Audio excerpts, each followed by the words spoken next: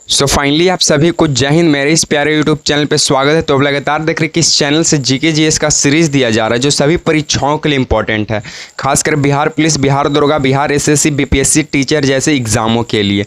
तो चलिए एक मोटिवेशनल कोट से हम शुरुआत करते हैं कि रात नहीं ख्वाब बदलना चाहिए, मंजिल नहीं कारवां बदलना चाहिए, और जज्बा रखो जीतने का, वक्त बदले या ना बदले वक्त बदले क्योंकि किस्मत बदले या ना बदले वक्त ज़रूर बदलना चाहिए।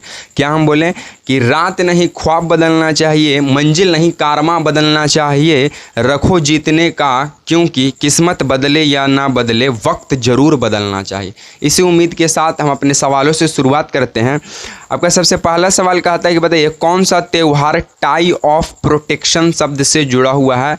ये एसएससी सीजीएल 2023 में प्रश्न पूछा गया था कि कौन सा त्यौहार टाई ऑफ प्रोटेक्शन शब्द से जुड़ा है।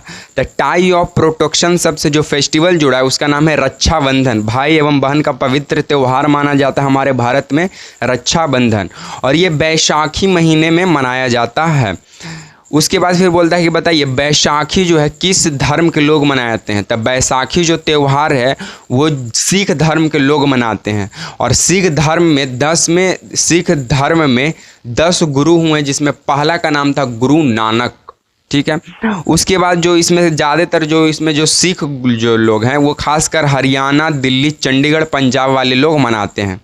उसके बाद बताइए प्रति वर्ष वित्त मंत्री बजट वार्षिक वित्तीय विवरण किस अनुच्छेद के तहत प्रस्तुत करते हैं। तो 122वां अनुच्छेद के तहत हमारा बजट प्रस्तुत होता है, और राज्य का बजट पेश जो होता है वो अनुच्छेद 202 के तहत होता है। और पहली बार बजट पेश करने वाला व्यक्ति इंग्लैंड के पहले प्रधानमंत्री रॉबर्ट वालपोर था। तो सबसे पहले पूछेगा सवाल कि बताइए पहली बार बजट पेश करने का शुरुआत किसने किया। तब पहली बार बजट पेश करने की शुरुआत इंग्लैंड के प्रथम प्रधानमंत्री रॉबर्ट वालपेयर किया था।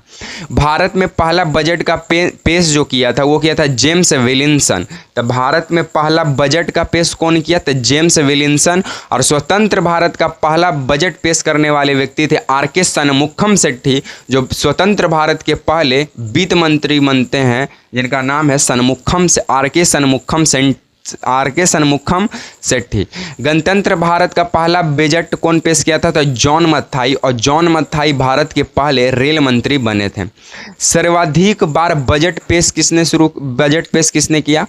तो सबसे ज़्यादा बार बजट पेश करने का जो मतलब कि उपाधि है वो जाता है मोरारजी देसाई को, करीबन 10 बार ये पेश कर चुके हैं। बजट पेश करने वाली प्रथम महिला जो बनी वो बनी इंदिरा गांधी, जो भारत की पहली महिला प्रधानमंत्री भी रह चुकी हैं। बिहार का अभिशाप या शोक किस नदी को कहा जाता है? तो बिहार का शोक या अभिशोक कोसी नदी को कहा जाता है। ये लगातार ये अपना रास्ता बदलती है, इसलिए इसे विचलित नदी भी कहते हैं। नेपाल से सप्तकोसी नदी बहती हुई बिहार के सुपौल डिस्ट्रिक्ट से बिहार में एंट्री लेती है, जिसका नाम पड़ता है कोसी नदी। तो कोसी नदी नेपाल से आती है, और नेपाल में कोसी नदी को सप्तकोसी कहते हैं, और नेपाल से यही सप्तकोसी बिहार के सुपौल डिस्ट्रिक्ट से प्रवेश करती है, तो इसका कोसी नाम पड़ जाता है। और कोसी नदी सबसे अधिक बार रास्ता बदलती है, इसलिए इसे विचलित नदी भी कहते हैं, और ये बिहार में इसे शोक के रूप में हम लोग इस नदी को जानते हैं। तो बिहार का अभिशाप या शोक नदी कोसी नदी को कहा जाता है।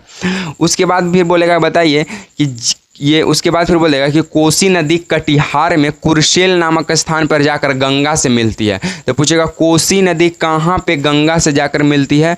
तो कोसी नदी कुरुशेल नामक जगह से गंगा नदी में जाकर मिल जाती है। उसके बाद सप्तकोसी का मतलब होता है 7 धाराओं से जो मिलकर नदी बना है, उसे सप्तकोसी कहा जाता है। तो सप्तकोसी का मतलब क्या होता है? जो 7 धाराओं से मिलकर नदी बना है। उसके बाद कोसी नदी जो है गंगा में मिलने से पहले डेल्टा का निर्माण करती है।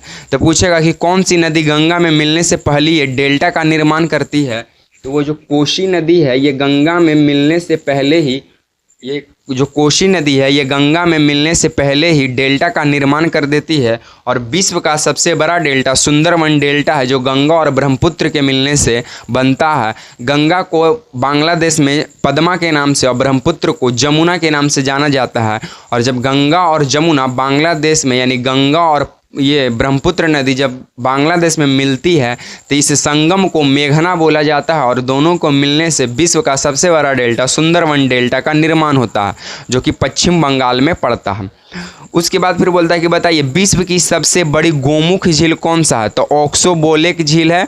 और कांवर झील कहाँ है, और एक कांवर झील है जो कि बेगूसराय में पड़ता है। गोमुख झील मतलब ओक्सबोलेक झील, जिसको ये है कांवर झील जो कि बेगूसराय में पड़ता है और बिहार का एकमात्र ये रामसर साइट में शामिल है।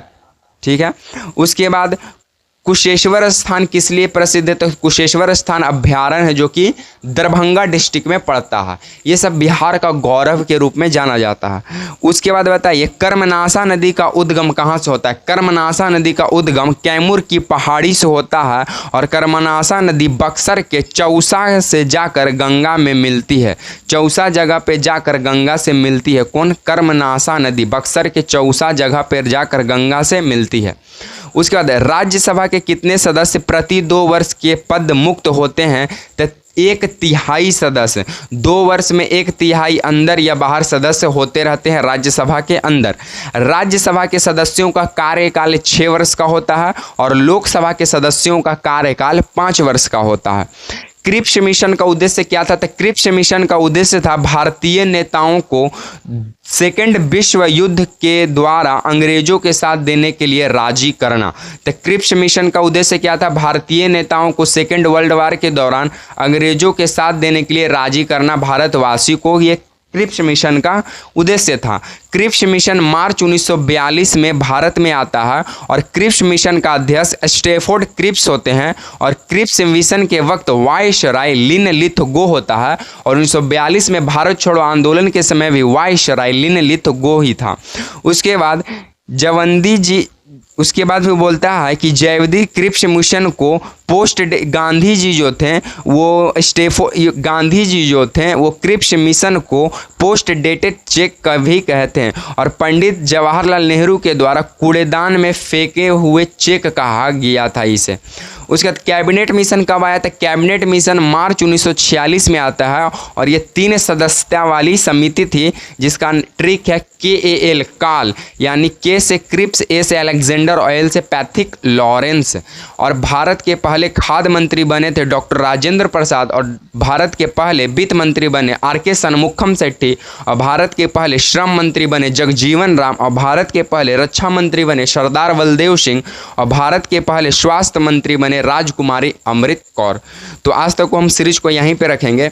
अगर वीडियो पसंद आता है तो लाइक शेयर एंड सब्सक्राइब करना ना भूलिए। अगर पहली बार चैनल पे विजिट करते हैं तो सब्सक्राइब करना ना भूलिएगा। इसी तरह के सीरीज के साथ आपसे मिलेंगे नेक्स्ट वीडियो में। तब तक के लिए आप सभी को जय हिंद।